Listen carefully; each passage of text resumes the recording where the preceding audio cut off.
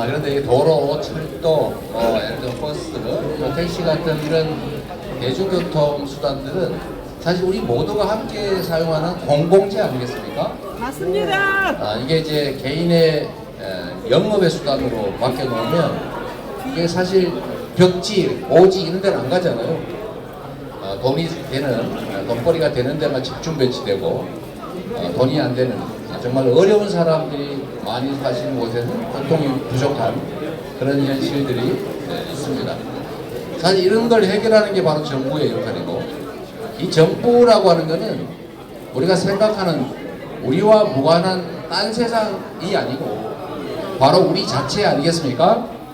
우리가 낸 세금이 곧 정부 예산이고, 무슨 공공시설을 만들거나 아니면 교통환경을 개선하는 그 비용조차도 사실은 여러분들이 다 낸 세금이죠. 그래서 이거를 먼 남의 일 또는 우리가 도움받아야 될 일이라고 생각할 게 아니라 우리의 당당한 권리로 우리가 누려야 할, 우리가 세금으로 돼서 만든 자산을 사용하는 것이기 때문에 우리가 당당하게 요구해야 된다. 부탁할 게 아니라 우리가 주체로서, 주인으로서 당당하게 요구해야 된다, 이런 생각이 듭니다. 사실 제가 어제 오늘 이 일정을 확정하고 난 다음에 좀 이런 지적을 좀 들었어요. 조잔하게 3만원 그런 정책, 그게 선거에 또는 정치에 도움이 되겠냐. 좀 큰 듬직한 이런 거대 정책, 거대 담론을 얘기해야 되는 거 아니야, 이런 지적도 있었어요. 그런데 저는 그거와는 좀 다르게 생각합니다. 우리 국민들의 일상적인 삶이 정말로 중요하지 않아요? 우리가 힘이 없어서 말은 못하고 목소리도 크지는 못하지만 일상의 삶을 살아가면서 느끼는 어려움이나 불편함은 정말로 여러 곳에서 많이 있습니다. 그 중에 하나가 이 이동 편의를 위한, 이동을 위한 교통수단이죠. 제가 어릴 때 이런 기억이 있습니다. 학생 할인해 주잖아요. 근데 소위 말하는 공장 노동자, 여기는 할인을 안 해줘요. 그러지 않아요. 나는 학원 다니는데 왜 할인을 안 해줍니까? 그래서 그때 당시에, 요즘은 안 쓰는 말이지만 안내양이라고 있는 버스의 안내 요원들한테 맨날 혼나고 싸우고 눈치를 감고 모른 척하고 장척하고 이러면서도 그 10원 아껴보려고 정말 노력했던 기억이 있어요. 한 달에 한 10만원 또는 15만원 이 사이에 지출되는 교통비가 사실 돈이 많은 사람들 입장에서는 뭐 그게 그리 중요하냐. 3만원, 그러니까 애게 뭐 이렇게 얘기하지만 거의 대부분의 많은 사람들은 이 교통비 몇만 원이 정말로 큰 부담이 되지 않습니까? 특히 청년들은 자기 수입이 그리 많지 않은 세대들이기 때문에 쓸 수 있는 용돈도 돈도 수입도 많지 않기 때문에 이 몇만 원도 정말 큰 돈이라는 생각을 잘 하기가 어렵습니다.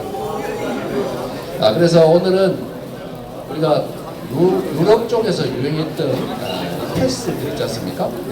일정 소액을 내고 무한대로 사용할 수 있게 그런 정책들을 우리도 좀 도입하자 그랬는데, 워낙 뭐 긴축재정, 건전재정 이런 얘기하면서 국가 예산이 없다고 막 주장을 해서 청년만이라도 우리가 먼저 시작해보자, 이렇게 해서 우리가 3만원 청년 패스 제안을 했고, 이거는 사실 국가 예산이 별로 크게 들지가 않습니다.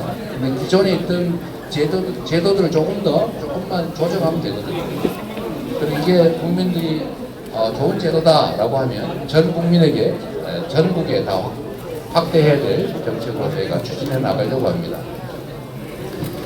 사실 여기 우리 각 지역에 청년들 많이 오셨는데 요즘 정말 어렵죠.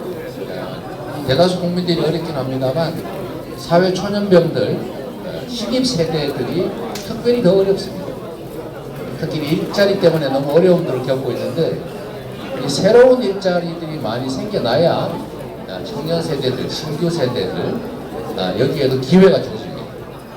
근데 새로운 일자리를 만드는 일은 여러 가지 방법들이 있지만 그 중에 하나 정말로 중요한 게 성장을 회복하는 겁니다. 예를 들면 우리가 1%포인트 성장을 더 할 수 있다면 약 20조 원 정도의 추가의 소득이 생기는 거죠. 20조 원을 더 벌 수 있는 일자리가 만들어진다는 뜻입니다. 우리가 지금 1% 어쩌면 0%대의 성장을 하는 이 저성장 국가로 전락하게 될 것이라는 불안한 예측이 많습니다. 일본과 성장률이 드디어 역전된다. 앞으로 이 역전을 극복할 길이 없을 것이다. 라는 예측도 있습니다. 피크 코리아라는 그런 조롱 섞인 전망도 있죠. 일본에서 그런 얘기가 나오는데 한국은 이제 꼭지점을 찍었다. 이제 추락하는 일만 남았다. 일본에게 앞서가는 일은 앞으로는 없을 것이다. 이런 예측들을 한다고 합니다.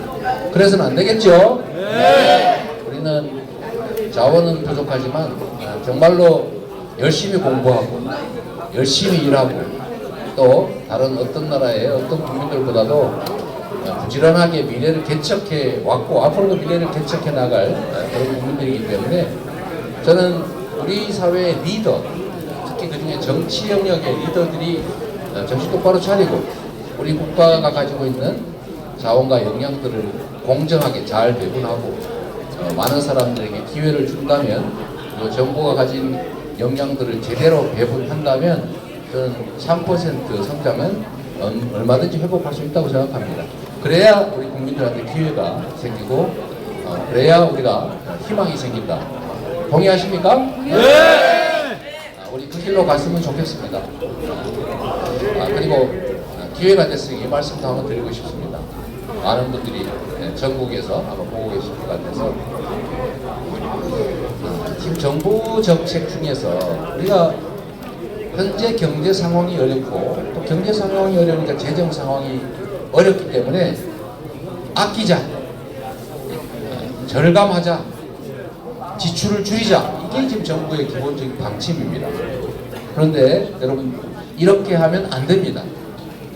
이거는 경제는 가계, 기업, 정부 이 세 가지 영역이 있는데 가계와 기업 영역, 소위 민간 영역에서 경기가 활성화되면 너무 과열되지 않도록 정부가 이렇게 조정을 해줘야 되죠. 뭐 이자율도 올리고 또 증세도 하고 이렇게 해서 좀 과열을 시키고 만약에 민간 영역의 경제가 매우 나빠진다, 침체된다 그러면 반대로 정부가 나서서 지출을 늘리고 역할을 늘리고 또 미래를 위한 투자, 기반시설 투자를 통해서 일자리도 만들어내야 합니다. 우리 그거 너무 잘 알지 않습니까? 미국이 대공황 때 꼭 필요하지 않는 댐을 만들면서 일자리 만들었잖아요. 세금도 올리고 또 노동조합의 활동도 보장하고 대등한 관계를 만들어서 그 사회가 만들어내는 부가 공정하게 배분되도록 해서 미국의 50년 호황을 이끌어냈다. 우리 교과서에서 많이 배운 거 아닙니까? 그래서 우리도 지금 이런 어려울 때 사실 투자를 해야 돼요. 투자할 수 있는 곳은 바로 정부밖에 없겠죠. 이게 지금 당장 재원이 없으니까 무조건 줄이자 이러면 나빠지는 경제를 더 나쁘게 만드는 겁니다. 이건 기본 상식이에요. 그래서 우리 국민들께서도 뭐 너무 잘 아실 테니까 정부가 아끼는 게 능사다. R&D 투자 왜 하냐? 확 줄이자. 지금 뭐 먹고 살기 어려운데 학교는 왜 가냐? 학교 그만두고 밭이나 매러 가자. 이러면 안 되지 않습니까?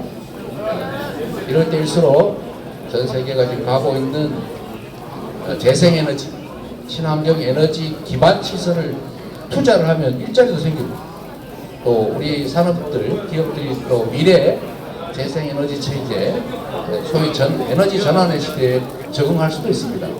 그래야 지속적으로 성장해요. 그래야 미래가 있고 희망이 있지 않습니까? 그래서 과감하게 투자해야 돼요. 이럴 때가. 네, 안녕하세요. 저는 우선 그 서울 노원에서 온 청년 취준생 김주연이라고 합니다. 우선 이렇게 귀한 자리에 참석할 수 있는 기회가 주어져서 너무 영광이라고 생각하고요.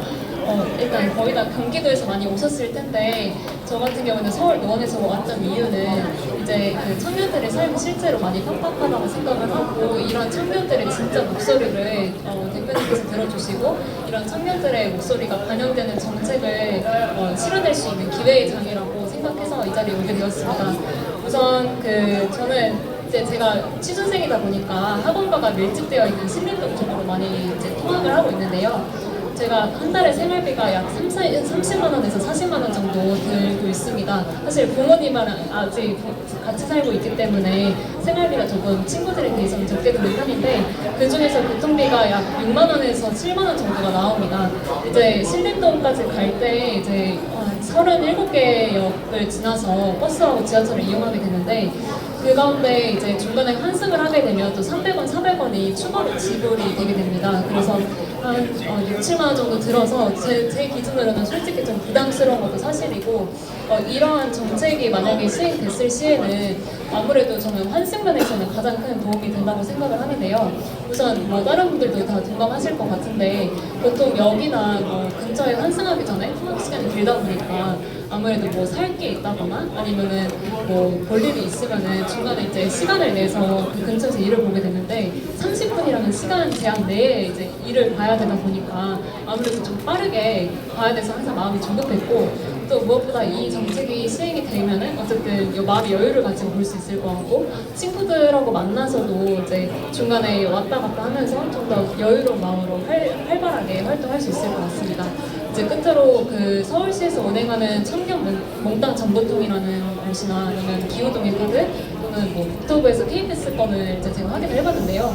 근데 그런 정책의 경우에는 사실상 제약이 많이 있더라고요. 그래서 이제 서울 시민이 된다거나 아니면은 한 달에 6만 5천 원을 내야 되는데 저 같은 경우에는 이런 3만 원이라는 조금 더 저렴한 가격에 이제 내고 좀 더 마음 편안하게 이동을 할 수 있으면 너무나도 저희 청년들의 삶에는 도움이 될 수 있을 것 같다는 생각을 했습니다. 꼭 될 때였으면 좋겠습니다. 감사합니다. 네, 좋은 말씀 감사합니다. 노원구에서 신림동으로 오가는 취업준비생 우리 김주연님의 말씀을 들었습니다. 마지막으로 이재명 대표님께 오늘 정책 간담회에서 나온 말씀들에 대한 마무리 발언 부탁드리겠습니다. 저는 이제 역시 기성세대여서 제가 미리 상상했던 것 이상의 현장 얘기 듣게 된 것 같습니다.